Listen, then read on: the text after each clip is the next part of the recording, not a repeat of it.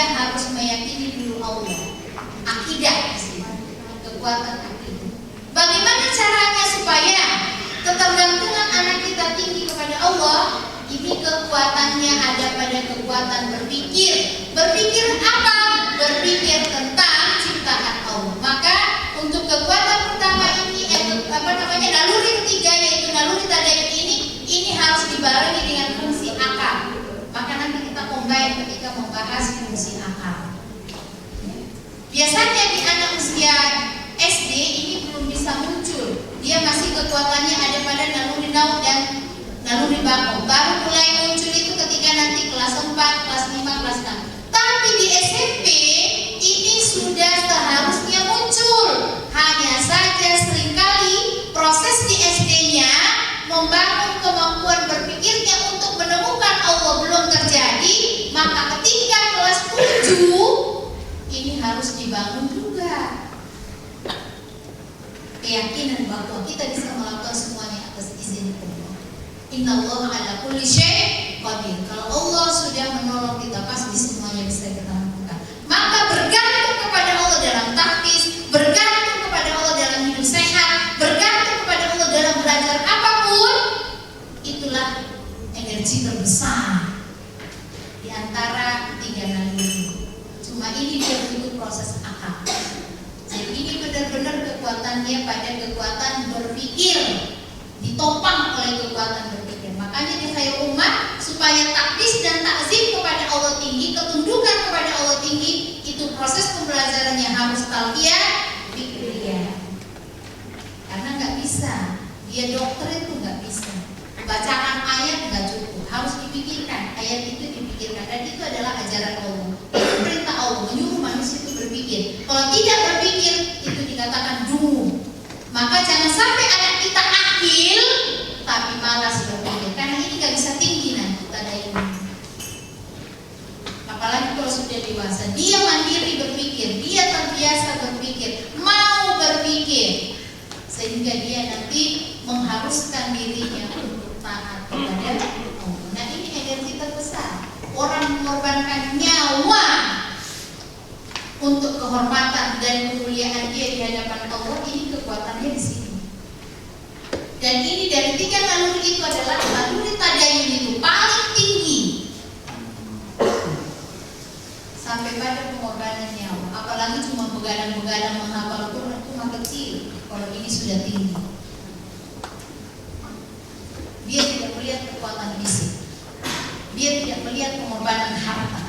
Tidak ada artinya harta kalau sudah semuanya fokus menuju ridho Allah. Semuanya jadi kecil, semuanya jadi bisa dilakukan, semuanya jadi ringan dilakukan.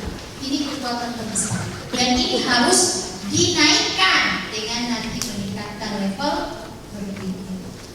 Ngurus negara dengan motivasi harta, dan ngurus negara dengan motivasi ridho Allah, mana lebih kuat energinya? Ridho Allah. Mengurus jutaan orang, miliaran orang, itu deh kan, itu sampai berani mati. Di Bangkok juga berani mati, tapi kekuatannya kalah kalau dengan naluri tadi. Bayangin, orang-orang Palestina, bukan anak Palestina, takut dia sama tanknya Israel? Coba kalau anak Indonesia, berani? Belum tentu, takut, kita saja belum tentu. Karena belum terlatih jihad fisik itu. Bisa jadi ketika Israel mengangkat ininya, kita berhadapan. Mudah-mudahan kita semua diberikan oleh Allah kesempatan ke Palestina, biar tahu bagaimana zalimnya Israel. Saya beberapa kali dapat cerita dari ibu-ibu yang pernah ke Palestina, sedih sekali. Pernah ada seorang ibu bercerita, ketika di bis menuju Palestina, biasanya masuknya kan dari Yordan, dari Mesir itu nggak bisa, yang banyak buka itu Yordan. Itu kata dia dari mulai di bis kan travel tuh berarti ya. Itu namanya di bis itu ada orang Israel yang pegang senjata. Dan jangan pernah ada yang berdoa naknatullah ala Israel, dia pasti paham. Nah demikian juga ibu itu punya pengalaman ketika sholat di Masjidil Aqsa, itu namanya sepatu tentara yang laras apa namanya? tentara yang sampai sini tuh disebut sepatu apa itu?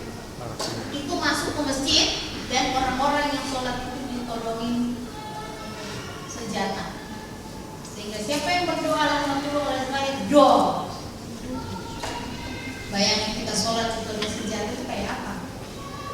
Bisa jadi bingung doanya apa gitu ya. Samping dudukannya. Kalau pengalaman pertama. Tapi anak-anak Palestina berani menghadapi tanknya Israel cuma dengan kerikil, batu, apa saja dia lempar. Mau dia resiko dilindas oleh tanknya nggak peduli. Itu kekuatan apa?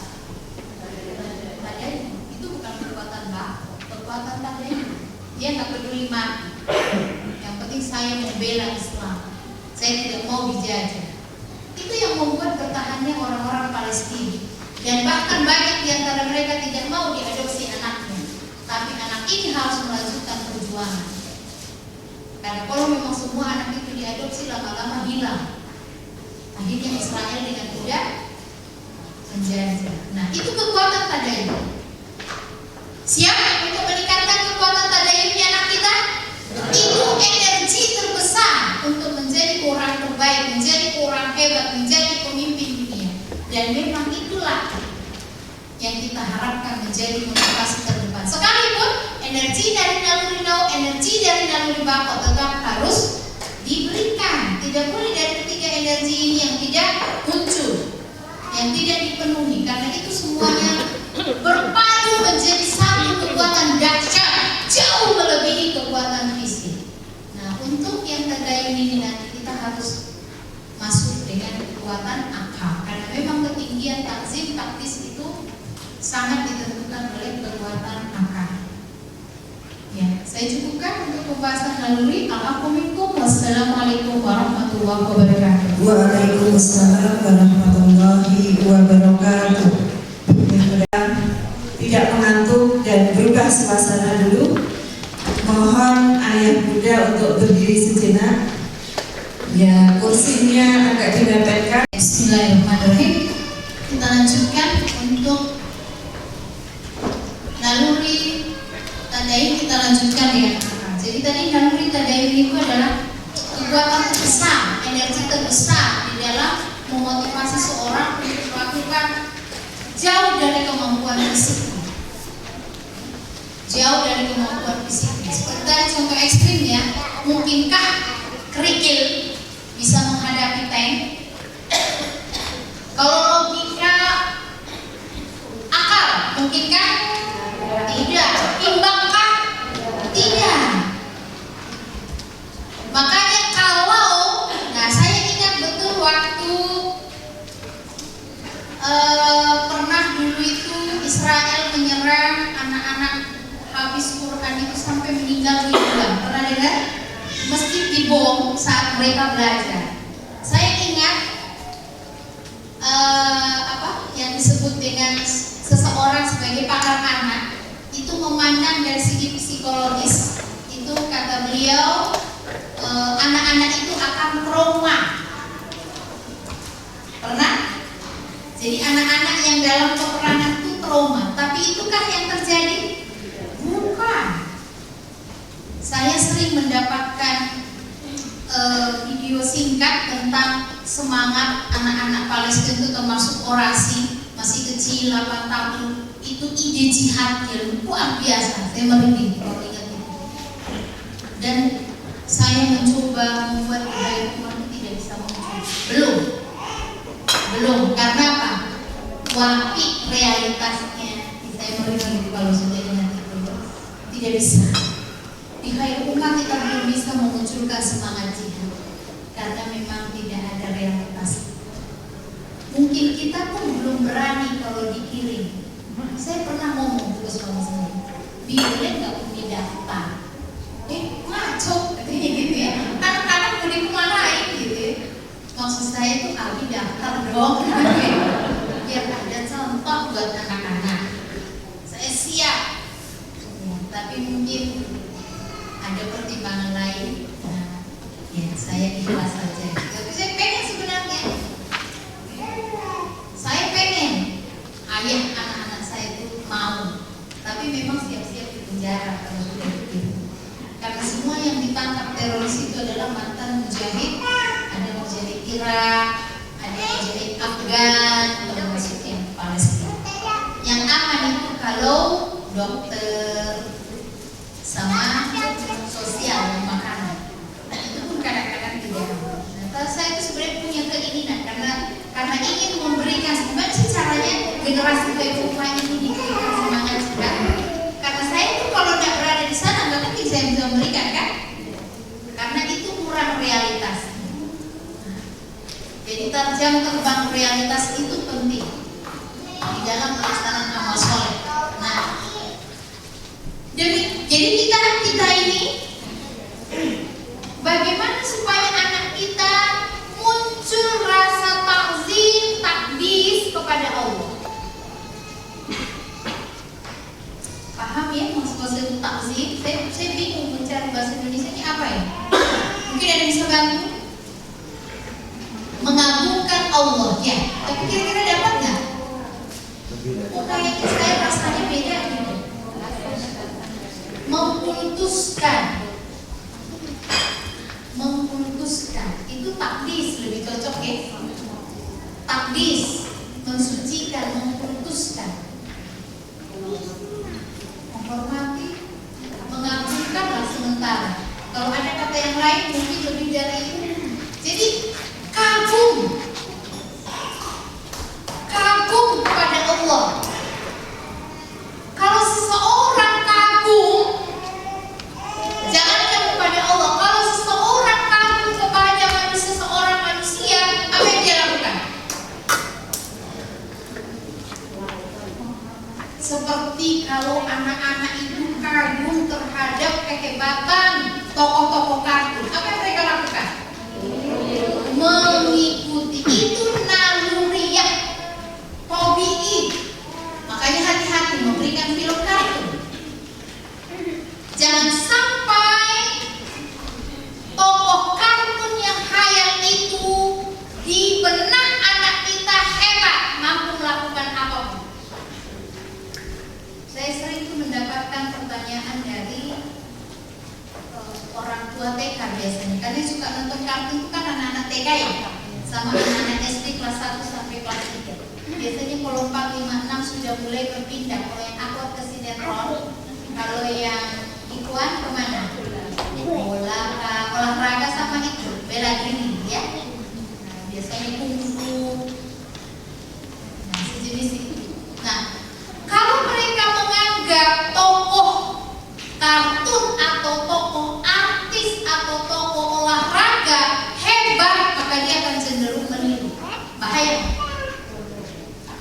Sementara mereka tidak melihat Muhammad itu hebat, tidak melihat Allah itu hebat, itu bahaya. Maka apa? Berat untuk mengikuti Nabi Muhammad, berat untuk mengikuti Allah.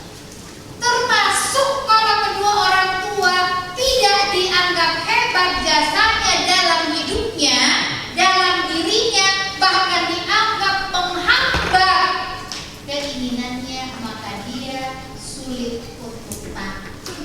Lalu ya. Makanya kebersamaan intensitas yang tinggi bisa memunculkan sikap taat. Betul? Betul nggak? Betul nggak? Coba perhatikan. Kalau mereka pacaran, taat nggak sama pacaran? Taat banget. Dikasih makan kagak, cuma dikasih bunga-bunga lisan. Betul nggak? Yang kasih makan siapa? Berapa tahun? 2 mah. Pacaran cuma sebulan, dikasih cuma bunga-bunga lisan, kelopak-kelopak gitu ya. Engkau adalah segalanya. Astagfirullah. Nah, kenapa? Karena dia konsen memperhatikan kebaikan dari pacarnya. Kalau melihat ganteng itu sebenarnya hanya sekejap, relatif. Tapi yang mereka lebih konsen itu adalah perhatian dan kebaikan. Betul? Kekagumannya bisa pada perhatian dan kebaikannya, bisa juga pada kehebatannya. Makanya kalau di boarding itu yang hafalannya bagus, ngajinya bagus, sholatnya taat, nah siap-siap jadi bulan-bulanan kesukaan akhwat. Kalau ikhwan, kalau akhwat berarti sukaannya ikhwan. Walaupun ikhwan itu biasanya dominan juga melihat cantiknya, tapi kalau perempuan itu biasanya jarang melihat gantengnya. Kalau dia gantengnya dilihat begitu, misalnya membangun relasi lalu kecewa, itu biasanya yang akan segera berlari. Paham ya maksud saya? Nah, maka dalam memberikan energi tadayun ini, bagaimana supaya anak kita nih kagumnya, takzimnya, kultusnya kepada Allah, bukan kepada siapa-siapa, apalagi kepada artis. Kalau dia kultusnya, kagumnya kepada artis, maka dia cenderung kemaksiatan. Karena yang disukai itu biasanya tenarnya, bukan karena agamanya. Betul nggak? Nah, yang bahaya dari komunikasi gadget sekarang itu adalah yang viral itu dianggap tren, keren. Ini bahaya. Padahal yang keren, yang viral itu belum tentu baik. Ini lawan mainnya. Jangan sampai kagum kepada yang lain, tapi kagumnya pertama kepada Allah, kagumnya yang kedua kepada Rasul, kagumnya yang ketiga kepada orang tua. Maka kita sebagai orang tua dan guru harus punya setitik jasa yang dikagumi oleh anak-anak. Guru punya jasa yang dikagumi oleh anak-anak. Wali asrama punya setitik jasa yang dikagumi anak-anak. Sekalipun kita punya sejuta kelemahan, tapi ada yang dikagumi. Kalau ada yang dikagumi, insya Allah dia taat.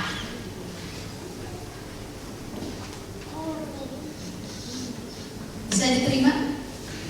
Dan yang dikagumi itu bukan semata-mata kehebatan dari segi kepintaran. Biasanya yang terkait dengan nalurinya. Saya mau tanya sama Ayah. Ayah suka dilayani? Atau lebih suka melayani diri sendiri? Iya jujur, Ayah suka dilayani? Suka. Bunda suka dilayani? Ragu. Biasa melayani ya? Bunda suka melayani? Dengan Bunda suka dilayani, mana yang lebih dominan? Semua manusia jujur hatinya suka dilayani. Betul? Saya suka dilayani. Saya tidak malu untuk mengatakan itu. Dilayani apa saja? Dilayani makan, dilayani minum, etc. Betul nggak? Disapa dengan baik sebelum dilayani, suka? Bahagia sekali berbunga-bunga hatinya. Bukankah itu fitrah manusia? Fitrah manusia bukan? Makanya Allah menjanjikan bidadari di surga pelayan, karena itu memang kesenangan manusia. Bukankah di surga ditawarkan bidadari? Bukankah di surga ditawarkan bidadari? Iya, karena semua manusia suka dilayani. Nah, sekarang Allah melayani kita enggak? Allah melayani kita enggak? Allah memberi sesuatu kepada kita enggak? Allah memberi itu kan sama dengan melayani, betul enggak? Nih, saya kasih Ustaz. Saya bilang, Ustaz haus, silahkan minum. Ustaz senang enggak kalau digitukan setiap hari? Dibanding, Pak, nih ada air minum, kayaknya Ustaz haus. Daripada minum, mendingan gua ambil sendiri. Itu pelayanan kan? Kalau saya katakan, Ustaz, silakan minum. Kayaknya Ustaz nggak bisa beli deh. Wah, itu mah bukan pelayanan. Apa itu? Menghina. Pernahkah Allah menghina kita?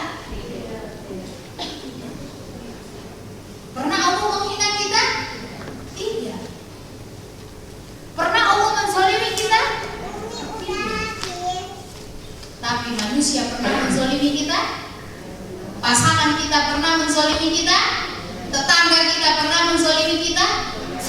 Tapi kenapa tidak mengagumi Allah yang tak pernah menzolimi kita, yang selalu melayani kebutuhan-kebutuhan kita, yang memberi udara gratis? Kalau manusia memikirkan itu, insya Allah dia akan mudah taat kepada Allah. Nah, maka resepnya supaya naluri tadayun itu tinggi, pikirkan selalu ciptaan Allah, pemberian Allah, nikmat yang Allah beri kepada kita. Daiman, nggak nunggu di kelas, karena tanpa itu kita akan menganggap biasa saja pemberian Allah. Padahal apa yang Allah beri itu tidak ada yang bisa memberi. Ada manusia yang bisa memberikan air kepada kita? Ada manusia yang bisa memberikan air kepada kita sehingga kita bisa melepas dahaga kita? Tidak ada manusia hatta yang bisa menciptakan air. Tidak ada. Secanggih apapun ilmu sainsnya tidak bisa dia menciptakan air. Kalaupun bisa membuat hujan buatan, itu membutuhkan material yang juga ciptaan Allah. Betul? Tapi bisakah dia mengimbangi hujan seperti yang Allah buat? Tidak bisa. Jadi tidak perlu sombong orang-orang yang bisa membuat hujan, karena dia tidak bisa membuat hujan sekaliber yang Allah buat. Dan itu mahal sekali. Makanya kalau kebakaran di Riau, di daerah-daerah tanah gambut, itu ternyata tidak bisa cepat, walaupun bisa bikin hujan. Kenapa? Mahal sekali. Tapi sekali sehari saja hujan turun bisa reda?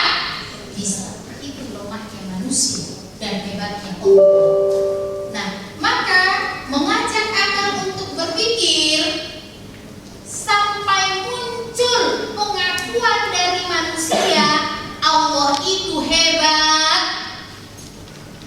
Kemudian pengakuan dari manusia Allah itu baik banget karena jasanya tak terhitung oleh kemampuan akal kita, kehebatannya tak tertiru oleh manusia sebagai makhluk tertinggi dari semua makhluk yang ada di bumi. Secara alami mestinya manusia itu takzim dan takdis kepada Allah. Maka kita sebagai guru dan orang tua punya tugas, punya tanggung jawab untuk memunculkan ini, menaikkan ini. Disitulah perlunya menghadirkan realitas ciptaan Allah yang beragam.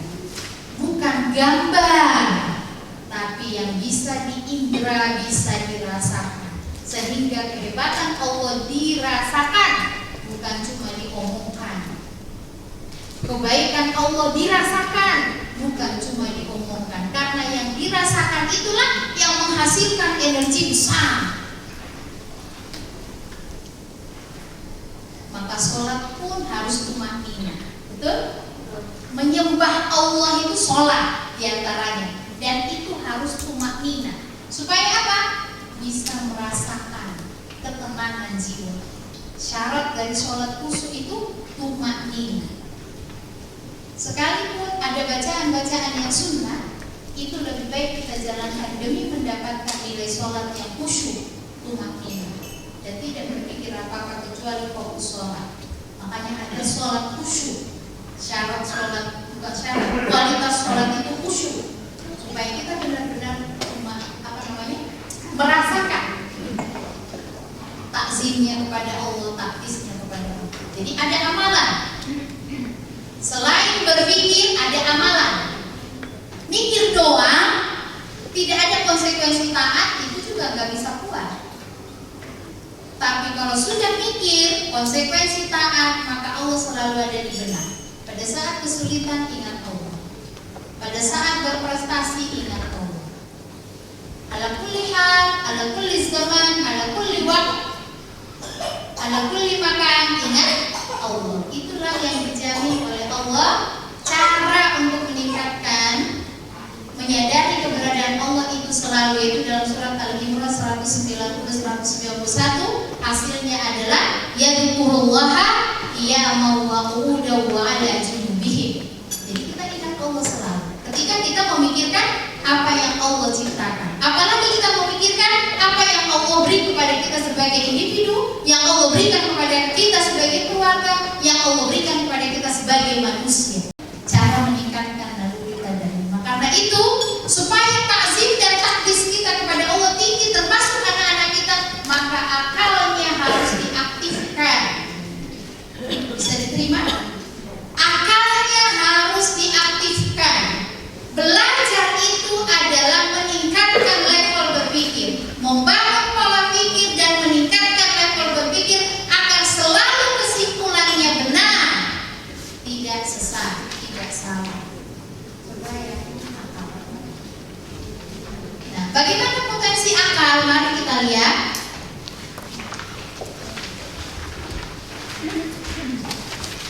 Ya, potensi istimewa akal.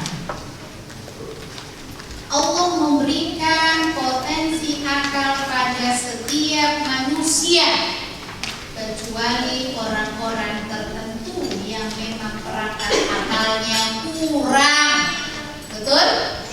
Semua manusia terlahir, mau dia orang tuanya muslim, mau dia kafir, yang namanya manusia itu terlahir punya perangkat akal, kecuali orang-orang tertentu yang kurang lengkap perangkat akalnya. Dan pada umumnya perangkat akal ini tidak ada, atau ketika dia goyang akil, biasanya itu yang cedera atau yang tidak sempurna itu adalah pertumbuhan otaknya atau sistem syarafnya. Kalau indranya tidak lengkap, dia masih bisa akil. Contohnya, dia buta, kan mata perangkat akal? Mata perangkat akal? Iya. Manusia bisa menikmati indahnya warna-warni bunga itu ketika dia punya. Manusia bisa menikmati indahnya kicauan burung itu ketika dia bisa mendengar. Manusia bisa menikmati indahnya lantunan nada-nada Al-Quran ketika dia. Manusia bisa menikmati panas dingin, dan itu kenikmatan. Coba saja dingin terus, menggigil kan? Coba panas terus. Gimana kalau panas terus? Kita nggak bisa konsentrasi dulu. Kita yang di Indonesia ini tropis itu enak banget. Kita tidak pernah mengalami suhu ekstrim 56 derajat Celcius, 40 itu tidak. Pernah merasakan 56 derajat Celcius seperti apa?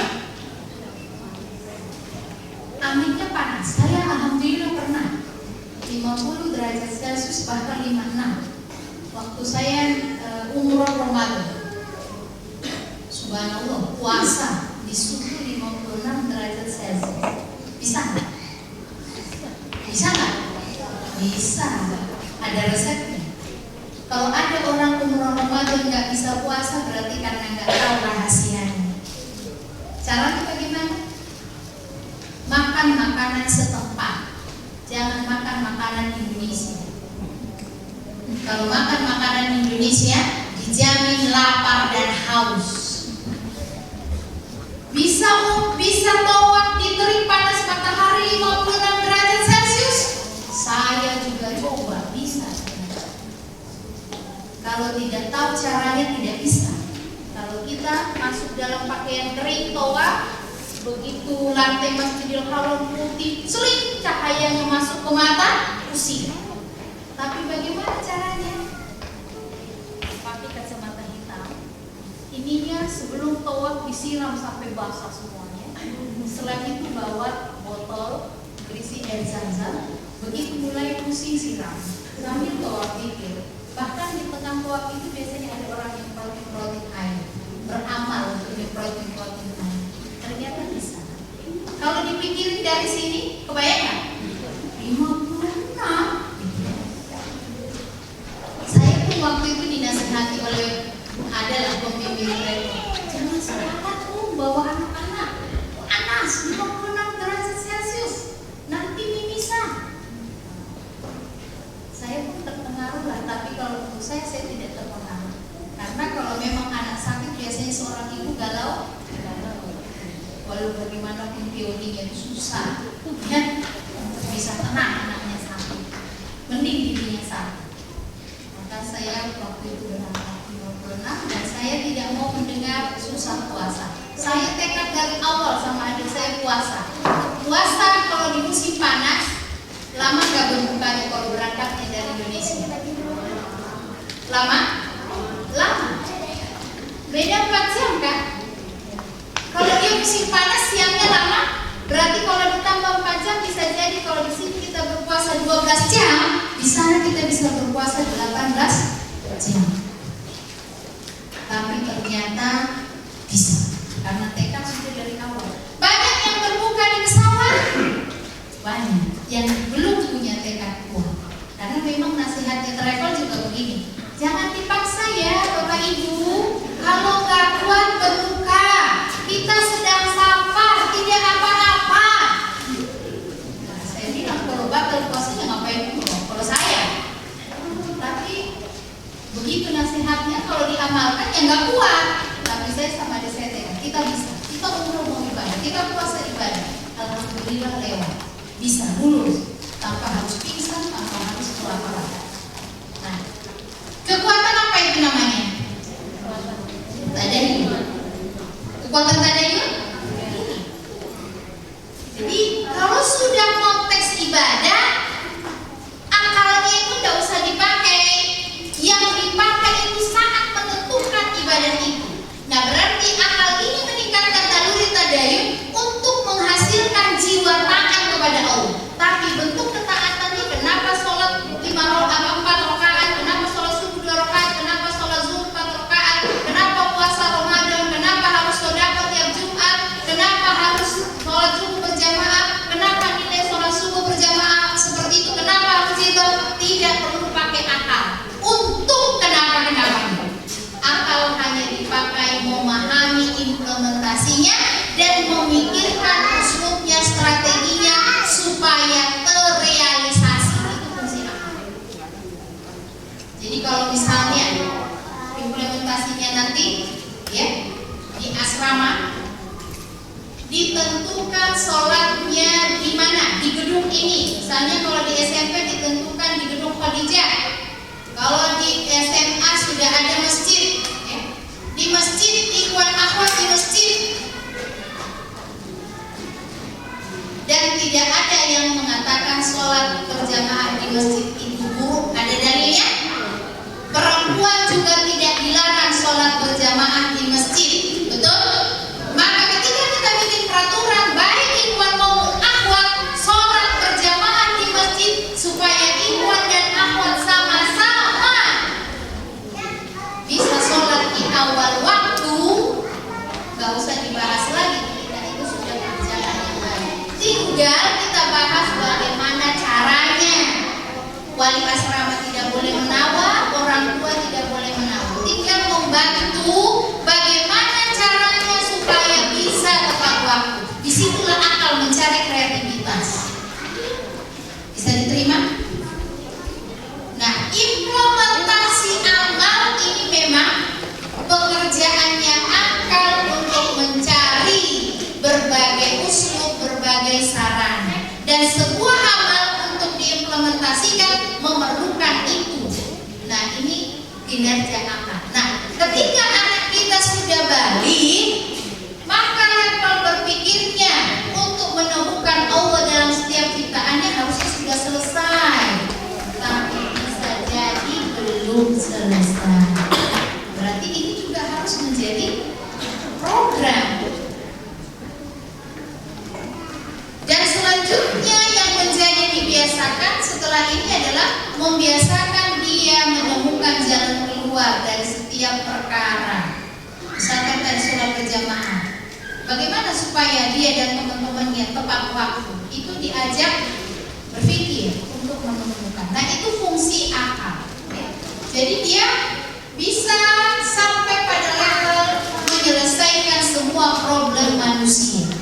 termasuk dalam hal ini dan yang paling utama menyelesaikan persoalan supaya bisa taat sebagaimana yang Allah syariatkan. Jadi tidak ada lagi kata-kata saya nggak bisa, kita susah. Karena ketika Allah menetapkan suatu kewajiban, la yukallifullahu nafsan illa wus'aha. Bahkan terhadap hal-hal yang wajib dan sunnah itu juga bisa dilakukan oleh manusia asalkan dia berupaya. Makanya dikasih nilai lebih. Tidak ada yang mustahil. Nah, sehingga ketika nanti ada pembiasaan saum Senin Kemis, anaknya mengeluh, "Mi, aku setiap saum itu keringat dingin." Ya sudahlah, nggak usah saum. Begitu kan jawabannya? Bukan, dicek. Kenapa keluar keringat dingin? Kurang sahurnya kah? Niatnya kurang kah? Kalau saya mengalami, kalau niatnya kuat, sekalipun sahurnya segelas air, kuat. Karena apa? Niat itu ternyata menata sistem tubuh kita seperti yang diniatkan. Coba bedakan. Kalau lagi niat puasa, kita cuma minum segelas air, 3 kurma, atau segelas air saja, atau segelas susu. Niat puasa dengan tidak niat puasa sampai maghrib, nggak usah makan tapi tidak niat puasa, kira-kira kelaparan nggak? Mungkin nggak bisa ngapa-ngapain, lemas, pengen tidur. Tapi kalau kita puasa bisa ngajar, bisa semua pekerjaan bisa kita lakukan. Tidak berbeda dengan saat kita makan. Itu kalau niatnya itu kekuatan dari niat itu. Nah, ketika naluri tadayun itu takdis sampai pada takdis kepada Allah, ta'zim kepada Allah, ini akan menguatkan niat untuk amal soleh, sehingga tidak ada amal soleh itu yang berat. Ini harus persepsi bahwa tidak ada amal soleh itu yang berat, karena la yukallifullahu nafsan illa wus'aha. Allah tidak akan membebani seseorang kecuali atas kemampuannya. Sehingga kalau Allah mensyariatkan, berarti manusia bisa melakukan. Kalau Allah mensyariatkan hukumnya wajib, semua manusia bisa melakukan itu. Termasuk yang begini, jilbab. Kalau suhunya 56 derajat Celcius pakai jilbab bagaimana? Panas kan? Tapi bisa hidup? Bisa nyaman? Bisa. Kalau kita hadirkan Allah, bisa. Itu kekuatan. Jadi akal dengan tadayun ini harus punya. Contohnya akal itu untuk menguatkan naluri tadayun misalnya begini. Yang membuat suhu 56 derajat Celcius siapa? Allah. Yang membuat manusia yang tinggal di daerah subtropis ini hidup siapa? Allah. Maka saya pun ketika ke tempat itu, insya Allah bisa hidup dan bisa nyaman. Kalau saya menyerahkan semuanya kepada Allah, itu paradigma kan? Dan itu terbukti bisa. Maka jangan akal ini lihat tanpa tuntunan. Kalau lihat tanpa tuntunan, maka dia akan terbatas. Bisa jadi dia katakan, oh berat banget sholat 5 waktu itu, berat banget sholat di masjid itu, jauh masjidnya. Coba saja kalau kita survei nih, kita tanya nih ayah nih biasanya, para ayah dan pemuda rajin sholat di masjid ya? Enggak. Kenapa? Masjidnya jauh. Coba disurvei berapa kilometer dari rumah. Bisa jadi ada yang cuma 500 meter, 300 meter dianggap jauh. Dianggap jauh. Nah, berarti jauh itu apa? Realitas apa persepsi? Persepsi. Maka persepsi itu menentukan ringan tidaknya sebuah amal, menentukan mudah tidaknya sebuah amal. Dan persepsi ini pekerjaan apa membangunnya? Ya, itu akal. Tapi energi dorongan melakukannya itu adalah tadayun, naluri tadayun. Jadi berarti dalam berita dayu ini harus bekerja sama, memfungsikan akal. Karena itu di Khairukum nanti kurikulumnya harus akalnya dinaikkan menjadi cerdas akal dan jiwanya disucikan menjadi soleh. Jadi program itu sebenarnya sederhana dalam pengucapan, tetapi dalam implementasi penuh perjuangan. Apa itu programnya? Mencerdaskan akal, mensolehkan jiwa. Jadi potensi akal ini luar biasa, bisa menentukan mana yang benar, mana yang salah, bisa memilih mana yang baik, mana yang buruk. Maka pastikan kita cerdaskan akal anak kita untuk memilih hanya yang benar, hanya yang baik menurut kholiknya. Siap? Siap? Jadi jangan akal itu diproses hanya punya ijazah, terlalu sepele. Ijazah itu hanya administrasi posisinya, bukan yang utama. Bisa diterima? Karena itu jangan sampai babak belur menyiapkan UN tapi mengabaikan Al-Quran. Jadi asumsi kita, persepsi kita, anak saya cerdas dengan Al-Quran, anak saya soleh dengan Al-Quran, anak saya dalam ridho Allah dengan Al-Quran, anak saya rezekinya pasti dijamin oleh Allah dengan Al-Quran. Tidak perlu diragukan. Nah, saya berharap guru tampis, wali asrama, wali kelas juga bisa membangun persepsi ini, orang tua juga bisa membangun persepsi ini, kepala sekolah, kepala boarding bisa membangun persepsi. Karena kita ini milik Allah, kita ini ciptaan Allah, anak ayah bunda ciptaan Allah, milik Allah, kekuatannya ciptaan Allah, pemberian Allah. Maka jangan diragukan kecerdasan akal anak kita dengan belajar Al-Quran. Jangan diragukan rezeki anak kita dengan Al-Quran. Yang mencerdaskan akal anak kita bukan hanya belajar saintek, dan belajar sainteknya juga supaya bisa cerdas akal harus bahan dasarnya alam semesta ciptaan Allah, bukan gambar-gambar. Disinilah sebenarnya tingginya biaya kita. Bisa diterima? Sehingga kalau saya ditanya, ada nggak sekolah yang murah tapi bagus? Ada nggak? Tidak ada. Sekolah itu kalau kualitasnya bagus, apalagi talqiah fikriah, pasti mahal karena bahan dasarnya alam semesta. Belajar Al-Quran dan alam semesta. Belajar Al-Quran tanpa alam semesta bisa? Tidak bisa, karena Al-Quran juga memerintahkan untuk memikirkan alam semesta. Jadi tidak bisa. Tidak bisa orang mahir memahami Al-Quran, faqih fiddin tanpa belajar di alam semesta, tanpa belajar tentang alam semesta.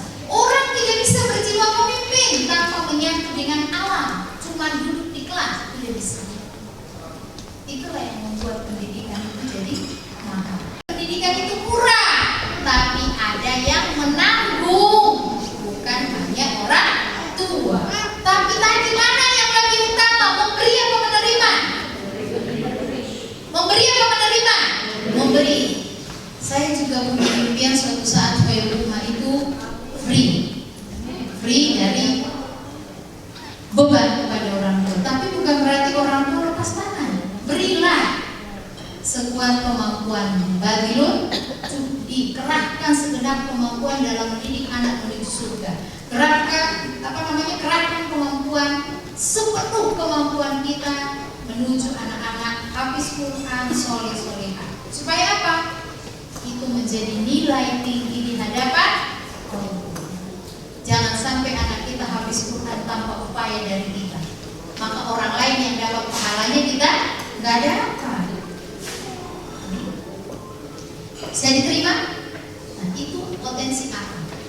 Kalau semua potensi ini ya kita siapkan, fisiknya dia punya modal sehat, semua anggota tubuhnya berfungsi, dia naluri naungnya dapat tinggi, naluri bakatnya tinggi, naluri tadayunnya tinggi. Bisakah dia menaklukkan dunia? Bisakah dia jadi pemimpin dunia? Bisakah dia menjadi orang hebat? Insya Allah bisa. Selama itu dalam dunia nyata. Kalau dalam dunia gaib pasti tidak bisa, karena manusia diciptakan dalam dunia nyata. Selama itu dalam bumi ini, dunia nyatanya manusia itu apa? Hidup di bumi. Mustaqarrun, manusia itu mustaqarrun fil ardh. Manusia itu memang diciptakan hidupnya di bumi. Maka akal ini pun digunakan untuk memikirkan apa yang Allah ciptakan di bumi. Disinilah nanti bedanya level-level berpikir. Jadi kalau nanti lihat di situ perbandingan SMP SMA, bedanya itu di level berpikir. Ya, kalau dari segi geografi, SD itu paling tidak sampai Indonesia. Walaupun kelas 6 saya buat Asia Tenggara sebagai prolog. SD, SMP minimal Asia Tenggara sampai Asia. SMA dunia, semua benua. Tapi memang sampai sekarang di Koyukuma pun belum terrealisasi jalan-jalan ke dunia sebelum lulus. Karena apa yang berat? Apa yang berat? Iya. Betapa indahnya pendidikan itu, betapa luar biasanya output itu. Kalau kita yang tinggal di tropis ini bisa membuktikan bahwa semua alam tropis itu sama karakteristiknya, dan semua alam tropis itu bisa dirasakan 4 musimnya. Maka anak-anak itu akan real ilmunya, bukan cuma hanya hasil baca. Ya. Kalau saya bandingkan, misalnya contoh, ini membandingkan pekerjaan apa? Membandingkan pekerjaan apa? Akal, membandingkan yang baik dan buruk. Pekerjaan apa? Kapasitas apa? Akal. Membandingkan yang mundur dengan yang maju. Kapasitas apa? Akal. Saya mau tanya kepada ayah bunda, layak nggak di Indonesia ada yang kelaparan? Layak nggak di Indonesia ada yang kelaparan? Kenapa?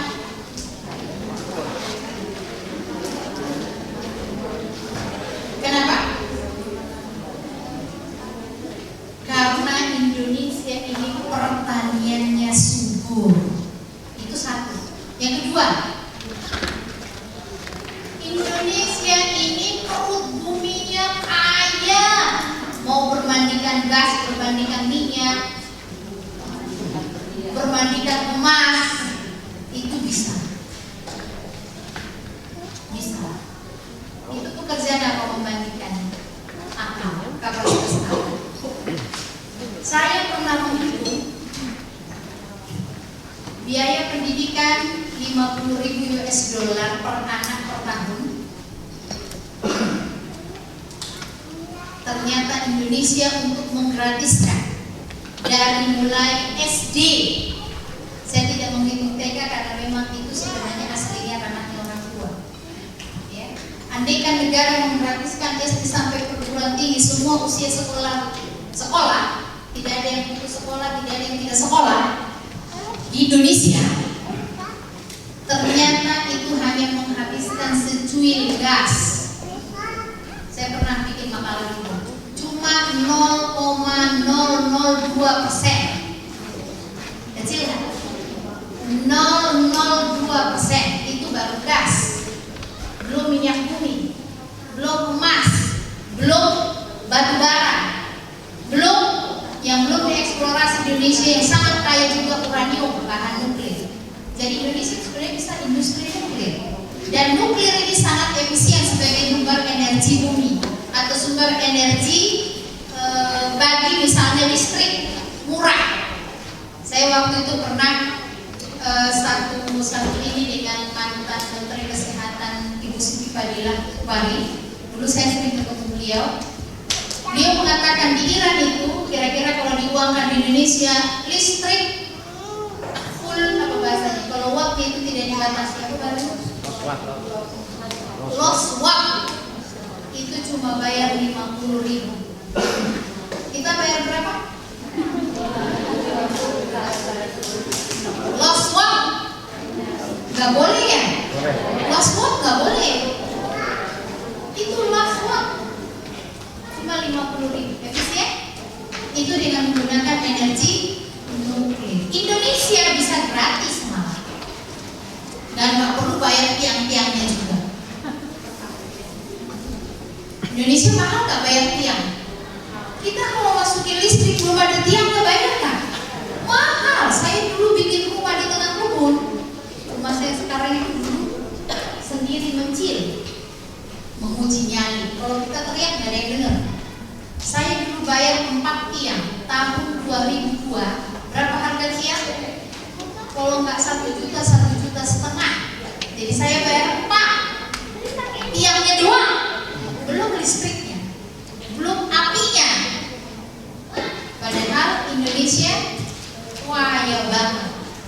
Uranium kita surplus kalau andai kan kita punya industri nuklir, bisa menjual. Tapi Indonesia boleh bikin industri nuklir? Sistem politik dunia menjadikan tidak boleh. Kita harusnya mampu. Mampu itu pekerjaan apa? Aktivitas apa? Jadi kalau suka pejabat mengatakan kita tidak punya SDM, kita tidak punya uang modal, benar apa salah? Bohong, kadip. Kalau kita tahu geografi, dusta. Kalau kita tahu geografi, itu di geografi, pelajaran geografi. Maka di Eropa harus ada pelajaran geografi, dan di level SMA itu harusnya geopolitik. Tapi nanti nggak lolos kalau disebut geopolitik, saya pakai aja geografi. Karena geopolitik kalau di Indonesia itu S1-nya aja nggak ada, adanya S2. Tapi sebagai pemuda muslim, dewasa, pejuang, itu politik itu wajib menguasai geopolitik. Karena pemetaan itu ada pada geopolitik. Maka kita pakai dasar-dasar geografi.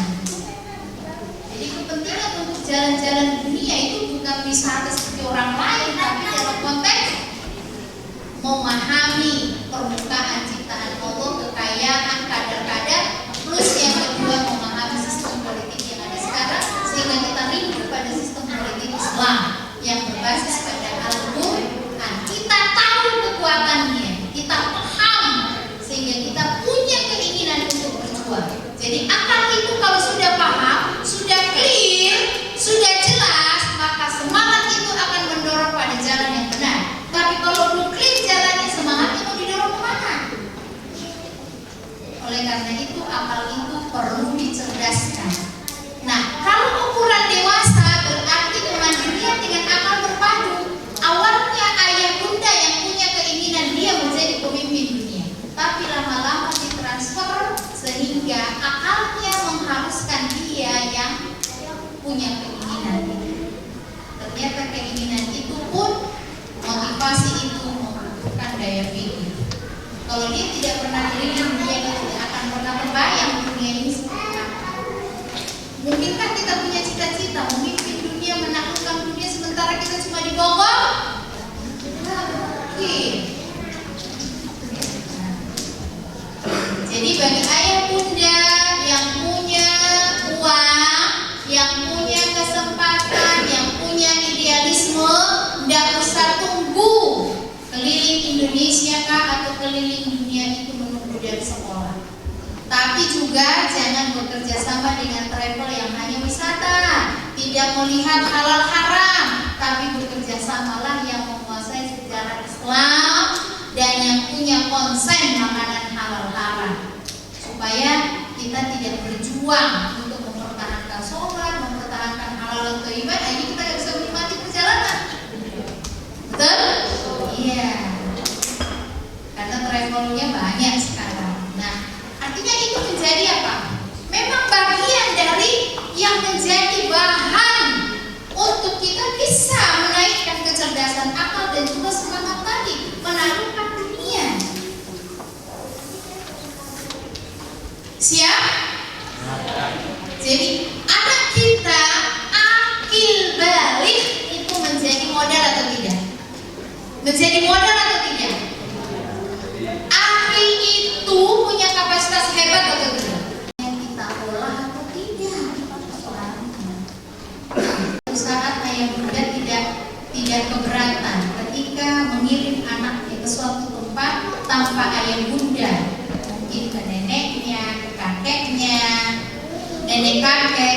tahunnya, tapi dengan standar.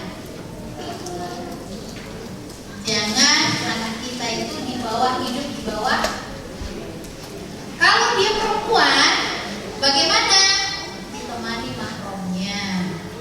Ada kakaknya mungkin yang laki-laki, atau ayah mengorbankan waktu, diantar, habis itu pulang, dijemput. Pasti jawabannya enggak, saya nggak bisa pasti ya. Pada umumnya jawabannya mahal. Sekarang jangan ada kata-kata mahal, karena kalau kita katakan mahal itu pasti mahal. Tapi kalau kita katakan insya Allah bisa, insya Allah bisa. Nah, bagi ayah bunda yang tidak berada di Bogor, mungkin dari Mandalika, dari Jambi, mungkin ada dari Papua, dari Sorong, jangan anggap itu jauh dalam persepsi. Jangan anggap itu susah ketemu anak. Jangan anggap ketika menerima rapot itu mahal. Maka kalau dianggap seperti itu, akal bekerja menuntun kita untuk seperti itu. Maka akal ini gunakanlah untuk membangun persepsi yang ideal, selama itu dibenarkan oleh Allah, apalagi dalam konteks perjuangan yang diperintahkan oleh Allah. Siap? Siap?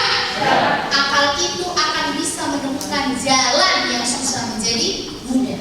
Tapi yang membuat energinya adalah naluri, 3 naluri. Daya dorongnya 3 naluri. Tapi yang mencari jalan sehingga jelas sebelum berangkat itu adalah kapasitas. Siap mengoptimalkan semua potensi ini? Siap? Karena itu pastikan di benak ayah bunda, di benak ustaz-ustazah, anak kita ini semua bisa menjadi orang hebat. Bisa? Dia punya potensi. Maka kita tinggal menggalinya dan menuntunnya. Siap? Siap? Benar lo ya? Insya Allah. Insya Allah siap. Jawaban itu membutuhkan sebuah keyakinan. Kesimpulannya, anak kita hebat atau tidak? Anak kita punya potensi atau tidak? Maka hilangkan sejak saat ini dan seterusnya, hilangkan bayangan-bayangan yang merendahkan anak kita. Siap? Jangan sampai ada kata-kata, ya anakku mampu gak? Ya tidak. Insya Allah mampu. Kita berjuang segenap kemampuan kita. Selebihnya adalah tawakal Allah. Anak kita milik siapa? Allah. Bagi Allah sangat mudah membuat anak kita hafiz Quran 30 juz. Kun fayakun. Makanya jangan mengandalkan kekuatan kita saja. Kekuatan kita batil judi, tapi kemudian menggunakan konsep manajemen langit, tawakal Allah. Karena semua bisa mudah kalau kita mendapatkan pertolongan Allah. Allah mudah menurunkan para malaikat untuk membantu kita. Maka dalam meraih apa yang menjadi output yang sudah kita canangkan, yang dicanangkan oleh Khairul Ummah, kami berharap orang tua, ustadz, ustazah, wali asrama semuanya fokus untuk meraih output ini dengan penuh keyakinan. Dan itu insya Allah kebaikan. Sekalipun lelah, tapi balasan terbaik adalah dari Allah. Mungkin Khairul Ummah belum bisa membalas yang setimpal, tapi Allah pasti akan memberikan balasan yang jauh lebih dahsyat dari apa yang kita lakukan. Yakin itu? Yakin? Itu saja. Semoga kita sudah bisa melihat bahwa anak kita punya potensi yang luar biasa yang diberikan oleh Allah, sehingga jangan banyak mengeluh, ya, syukuri apa yang sudah diberikan oleh Allah. Yakinkan diri bahwa apapun keadaan anak kita sekarang itu bisa lebih baik ke depan. Bisa dia solid, bisa dia cerdas. Karena itu perlu upaya yang kuat dari kita, perlu diawali dengan tekad yang kuat, karena memang perjuangan itu tanpa tekad yang kuat tidak mungkin bertahan. Yang membuat kita bertahan dalam berjuang itu adalah ketika punya tekad yang kuat dan menggunakan akal itu sebelum kemampuan kita. Selebihnya tawakal Allah. Kita tawakal kepada Allah. Inna Allah ala kulli syai' qadir. Allah itu kuasa, sangat kuasa melakukan apapun yang kita inginkan. Karena itu selalulah minta pertolongan Allah. Itu saja. Al-afwu minkum. Wassalamualaikum warahmatullahi wabarakatuh. Waalaikumsalam warahmatullahi wabarakatuh. Masih semangat ayah bunda? Masih ya, insya Allah. Setengah hari lagi gitu ya. Jadi masih ada waktu 15 menit untuk ayah bunda yang mau bertanya atau mau mengungkapkan perasaannya setelah mendengarkan materi potensi fisik, potensi naluri